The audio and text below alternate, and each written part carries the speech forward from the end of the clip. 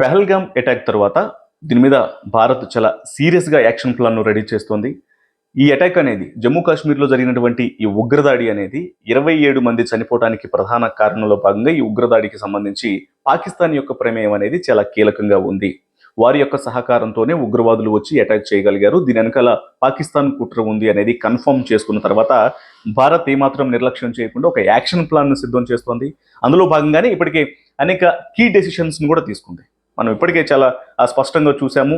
మొదటిగా వాళ్ళతో ఉన్నటువంటి సన్నిహిత సంబంధాలు మొత్తాన్ని కూడా పూర్తిగా తెగతింపులు చేసేసుకున్నారు. అలాగే సింధు జలాలను ఆపివేయటం, మరోవైపు ఎయిర్ బేస్ పాకిస్తానీ విమానాలు ఏవి కూడా భారత్ యొక్క గగనతలం మీద వెళ్లకుండా పూర్తిగా రెస్ట్రిక్షన్స్ను విధించడం, నిషేధం విధించటం, అలాగే భారత్లో ఉన్నటువంటి పాకిస్తానీలు ఇమ్మీడియట్గా భారత్ను విడిచి వెళ్ళిపోవాలనేటువంటి ఆర్డర్స్ను పాస్ చేయటం, అలాగే అనుకూల దేశంగా ఉన్నటువంటి ఏదైతే ఒక పేరు అనేది ఉందో పాకిస్తాన్కు దాన్ని పూర్తిగా రూపుమాపటం, దాన్ని పూర్తిగా రెస్ట్రిక్ట్ చేసి నిషేధం విధించడం, దాన్ని తొలగించడం, ఈ డెసిషన్స్ తీసుకోవడం జరిగింది. ఇక మరోవైపు భారత్లో ఉన్నటువంటి ఎవరైతే ఇటు పాకిస్తానీ జర్నలిస్టులకు సంబంధించినటువంటి అకౌంట్లను ఏవి కూడా భారత్లో పాకిస్తాన్ జర్నలిస్టుల యొక్క అకౌంట్లు అనేవి భారత్లో కనిపించకుండా పూర్తిగా నిషేధం విధించారు. ఆ ట్విట్టర్ అకౌంట్లు కావచ్చు, యూట్యూబ్లు కావచ్చు, సోషల్ మీడియాలో ఎక్కడ కూడా వారి యొక్క ఆనవాళ్ళు అనేవి భారత్కు కనిపించకూడదు. ఎందుకంటే వారు హింసను ప్రేరేపించే విధంగా అనేక రకాల కుట్రపూరితమైనటువంటి ప్రచారాలు చేస్తారన్నటువంటి ఉద్దేశంతోనే భారత్ ఈ నిర్ణయం తీసుకుంది. ఇలా వన్ బై వన్ అనేక డెసిషన్స్ తీసుకుంటూనే ఉంది. ఇక ఇందులో భాగంగా ఈ నిర్ణయాలతో పాటు ఒక యాక్షన్ ప్లాన్ రెడీ చేస్తోంది. ఈ యాక్షన్ ప్లాన్లో భాగంగానే నిన్న 2 కీలక సమావేశాలు నిర్వహించారు ప్రధాని మోడీ అధ్యక్షతన. ఆయన యొక్క అధికారిక నివాసంలో ఈ 2 సమావేశాలు జరిగాయి. ఇక వీటితో పాటు మరికొన్ని కీలక అంశాలు పాకిస్తాన్ అధికారుల నుంచి, అలాగే ప్రస్తుత యాక్షన్ ప్లాన్కు సంబంధించి ముఖ్యంగా చాలామంది అనుకుంటూ ఉన్నారు, టైం ఫిక్స్ చేయండి, టార్గెట్ను సెలెక్ట్ చేయండి, యాక్షన్ మీరే తీసుకోండి అనేటువంటి పూర్తి స్వేచ్ఛను ప్రధాని మోదీ ఆర్మీకి ఇచ్చేసినటువంటి విషయాలన్నిటి కూడా ప్రస్తుతం వినిపిస్తున్నాయి. కాబట్టి అసలు నిన్న సమావేశంలో ఏం జరిగింది, నెక్స్ట్ యాక్షన్ ప్లాన్ ఎలా ఉండబోతోంది, టోటల్గా నిన్న జరిగినటువంటి పరిణామాలకు సంబంధించి ఏవే సమావేశాలు జరిగాయి, ఎవరెవరు పార్టిసిపేట్ చేశారు, అసలు ఏం జరిగింది, ఈ విషయాలన్నీ కూడా ఈ వీడియోలో మాట్లాడుకుందాం. హాయ్ ఫ్రెండ్స్, నేను Ratan Kumar, welcome to my channel Ratna view. ఇక నిన్న ప్రధాని మోదీ అధికారిక నివాసంలో 2 కీలక సమావేశాలు నిర్వహించారు. అందులో ఒకటి సెక్యూరిటీ పరమైనటువంటి సమావేశం, రెండోది రాజకీయ పరమైనటువంటి సమావేశం. ఇక మొదటిగా CCS cabinet committee on security పరమైనటువంటి సమావేశం గురించి మాట్లాడుకున్నట్లయితే భద్రతా పరమైనటువంటి అన్ని అంశాల మీద ఇందులో ఉన్నటువంటి అంటే ప్రస్తుతం మన దగ్గర ఉన్నటువంటి ఫోర్స్కు సంబంధించి అణ్వస్త్రాలు, లేకపోతే నెక్స్ట్ ఎలా టార్గెట్ అనేది ఫిక్స్ చేయాలి, వీళ్ళ మీదకి ఎలా యాక్షన్లోకి దిగాలి, సో ఎటువంటి నిర్ణయాలు తీసుకోవాలని అనే దాని మీద పూర్తిగా ఈ యొక్క సమావేశం అనేది నిర్వహించారు. ఈ సమావేశంలో రక్షణ మంత్రి రాజ్నాథ్ సింగ్ పాల్గొన్నారు. అలాగే ఆయనతో పాటు జాతీయ భద్రతా సలహాదారు అజిత్ దోవల్ పాల్గొన్నారు. మరోవైపు డిఫెన్స్ స్టాఫ్కి సంబంధించి చీఫ్గా ఉన్నటువంటి అనిల్ చౌహాన్, ఈ ముగ్గురు ప్రధానంగా ఇందులో పార్టిసిపేట్ చేస్తే, ఇక వీరితో పాటు ఇటు ఆర్మీ జనరల్, మరోవైపు నేవీ, ఎయిర్కి సంబంధించి, సో మొత్తం అన్ని డిపార్ట్మెంట్లకు సంబంధించినటువంటి చీఫ్లు యొక్క సమావేశంలో పాల్గొనడం జరిగింది. ఇక ఈ సమావేశంలో తీసుకున్నటువంటి డెసిషన్స్కు సంబంధించి అసలు అంటే చాలామంది అంటూ ఉన్నారు, ఇక టార్గెట్ ఫిక్స్ చేయండి, యాక్షన్ మీరే తీసుకోండి, మొత్తం టైం మీరే సెట్ చేయండి, మీకు పూర్తిగా స్వేచ్ఛనిచ్చేస్తున్నాము, ఇక మీరు ఏం తీసుకున్నా సరే మీ ఇష్టము అనేటువంటి రకరకాల వార్తలు అనేవి నిన్నటి నుంచి కూడా ప్రచారం అవుతున్నాయి. ఆ సమావేశం స్టార్ట్ అయిన దగ్గర నుంచి నిజంగానే అసలు ఎటువంటి ఒక రైట్స్ అనేవి ఇచ్చేశారు, ఒక యాక్షన్ ప్లాన్ను సిద్ధం చేశారు. కానీ ఆ యాక్షన్ ప్లాన్కు సంబంధించినటువంటి పూర్తి ఎటువంటి ఎవిడెన్సెస్ అనేవి, ఎటువంటి విషయాలు అనేవి కూడా బయటికి రాకుండా మాత్రం చాలా జాగ్రత్త పడ్డారు. ఎందుకంటే ఇది చాలా ఒక సీక్రెట్గా ఉంచాల్సినటువంటి విషయం.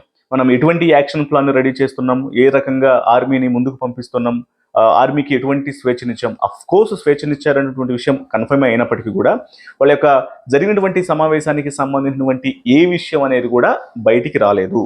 సో అది ఇంటర్నల్గా జరిగినటువంటి క్యాబినెట్ సెక్యూరిటీ పరమైనటువంటి అంశం కాబట్టి ఇప్పటికే డిఫెన్స్ అంటే కేంద్రం చాలా స్పష్టంగా తెలియజేసింది. మనం రీసెంట్గా చూసినట్లయితే డిఫెన్స్ పరమైనటువంటి కార్యకలాపాలు ఏవైతే జరుగుతాయో వాటికి సంబంధించినటువంటి మీడియా కవరేజ్ అనేది దానికి పర్మిషన్స్ లేవు, దయచేసి వాటిని కవర్ చేయొద్దు. మన ఎయిర్ క్రాఫ్ట్స్కి సంబంధించి కావచ్చు, ఆర్మీ యాక్టివిటీస్ని, డిఫెన్స్ యాక్టివిటీస్ని, వాళ్ళు చేసేటువంటి కార్యకలాపాలు ఏవైతే ఉంటాయో వాటిని కవర్ చేయొద్దనేటువంటి ఒక నోట్ను కూడా రిలీజ్ చేసింది. సో ఈ నోట్ను రిలీజ్ చేసిన తర్వాత నిన్న సమావేశంలో ఏం జరిగింది, ఇటువంటి డెసిషన్స్ తీసుకున్నారు అనే దానికి సంబంధించినటువంటి పూర్తి వివరాలు ఏవి కూడా బయటకు వెల్లడించలేదు. కాకపోతే అందినటువంటి సమాచారాన్ని బట్టి ఆర్మీకి, ఎందుకంటే అన్ని శాఖలు ఆర్మీలో ఉన్నటువంటి ఇప్పుడు రక్షణ శాఖలో ఉన్నటువంటి అన్ని విభాగాల చీఫ్లను కూడా పిలిచి సమావేశాన్ని ఏర్పాటు చేశారు కాబట్టి ఇది ఖచ్చితంగా ఒక యాక్షన్ ప్లాన్ ను రెడీ చేసినటువంటి సమావేశంగానే ప్రతి ఒక్కళ్ళు కూడా భావించాల్సి ఉంటుంది. అదే నిజం. కాకపోతే యాక్షన్ ప్లాన్ ఏంటి? ఇప్పుడు టైం సెట్ చేసుకోండి, టార్గెట్ను సెట్ చేసుకోండి, యాక్షన్లోకి దిగండి, మీరు ఎలా చెప్తే అలా, మీ మీద నాకు నమ్మకం ఉంది అనేటువంటి అన్ని విషయాలను కూడా మోడీ అక్కడున్న వాళ్ళందరితో మాట్లాడారు అనేది మాత్రం అది ఒక క్వశ్చన్ మార్కే. ఎందుకంటే బయటికి విషయం అనేది ఏం రాకుండానే మనం అన్ని డిసిషన్ అవటం. కాకపోతే ఒక అతిపెద్ద నిర్ణయం అయితే జరిగింది, అది మాత్రం కన్ఫర్మ్ నిన్న జరిగినటువంటి సెక్యూరిటీ మీట్లో. ఇక ఇదిలా ఉంటే ఈ సెక్యూరిటీ పరమైనటువంటి అంటే ఇప్పటికే సిసిఎస్ కు సంబంధించినటువంటి సమావేశం అనేది ఇలా ఉంటే, మరోవైపు పొలిటికల్ అఫైర్స్ తో కూడా మరొక సమావేశాన్ని నిర్వహించారు. సో దీంట్లో రక్షణ శాఖ మాత్రమే ఉంది సిసిఎస్ సెక్యూరిటీ పరమైనటువంటి సమావేశంలో.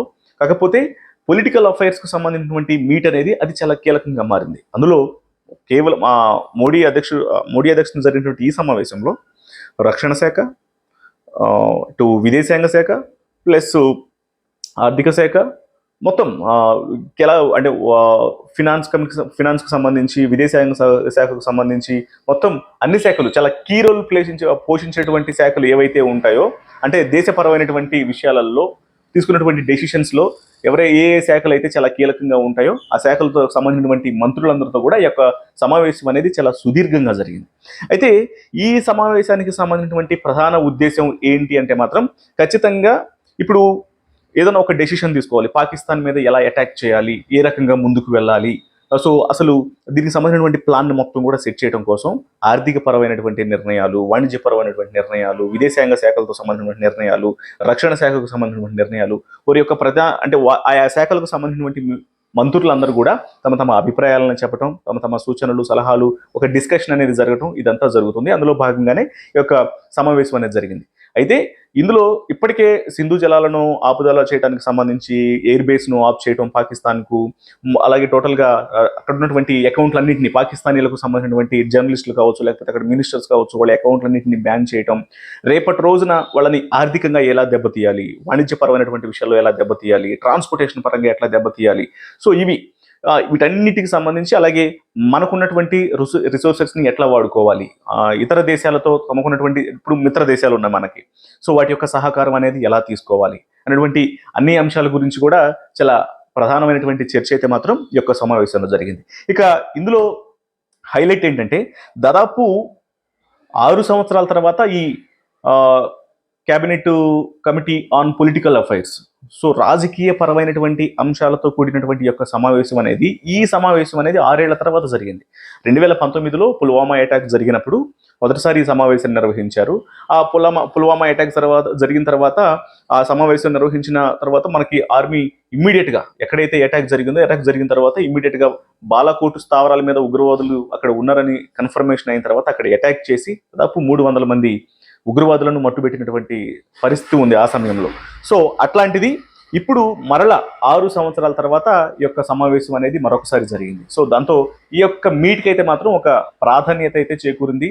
నెక్స్ట్ ఖచ్చితంగా ఏదో ఒక యాక్షన్ ప్లాన్ అనేది భారత్ నుంచి ఉండబోతోంది పాకిస్తాన్ మీద అనే ఒక ఇండికేషన్స్ అయితే వచ్చాయి. కాకపోతే అసలు విషయం అనేది బయట పడకుండానే పాకిస్తాన్కి మాత్రం చాలా హడలెత్తిపోతున్నారు. ఒక్కొక్కడు వస్తున్నాడు, మా మీద భారత్ అటాక్ చేయబోతోంది, ఇక యుద్ధం రావచ్చు, లేకపోతే మా మీద 36 గంటల్లోనే మమ్మల్ని ఏదో ఒకటి చేయడానికి ప్లాన్ చేయొచ్చు, మేము కూడా రెడీగా ఉన్నాం. అటు సైడ్ నుంచి అంటే అసలు నోరు కూడా విప్పలేదు ఇంతవరకు యాక్షన్ ప్లాన్కి సంబంధించి, మేము ఇలా చేయబోతున్నాము, యుద్ధపరమైనటువంటి నిర్ణయాలు తీసుకోబోతున్నాము, ఈ రకమైన ఇటువంటి మాట కూడా లేకుండానే వాళ్ళకి ఆల్రెడీ తెలిసిపోయింది. సో ఈ రకంగా జరిగింది. సో నిన్న జరిగినటువంటి ఈ 2 సమావేశాలు కూడా ఇవి సెక్యూరిటీ పరమైనటువంటి సమావేశం, పొలిటికల్ అఫైర్స్కు సంబంధించినటువంటి సమావేశాలు. ఇప్పటికే P5 కంట్రీస్కి విదేశాంగ శాఖ మంత్రి ఇటు జైశంకర్ ఆయనకు ఒక ఫోన్ కాల్ అయితే వచ్చింది. ఇటు యునైటెడ్ నేషన్స్ ఐక్యరాజ్య సమితి జనరల్ సెక్రటరీ ఆంటోనియా దగ్గర నుంచి ఒక ఫోన్ కాల్ వచ్చింది. ఆ ఫోన్ కాల్లో జరిగినటువంటి పరిస్థితులకు సంబంధించి, పహల్గామ్ అటాక్ మీద యొక్క డిస్కషన్స్ అనేది జరిగినప్పుడు ఆయన చాలా స్పష్టంగా తెలియజేశారు. ఆయన ట్విట్టర్ వేదికగా కూడా ఈ యొక్క మెసేజ్ను షేర్ చేసుకున్నారు.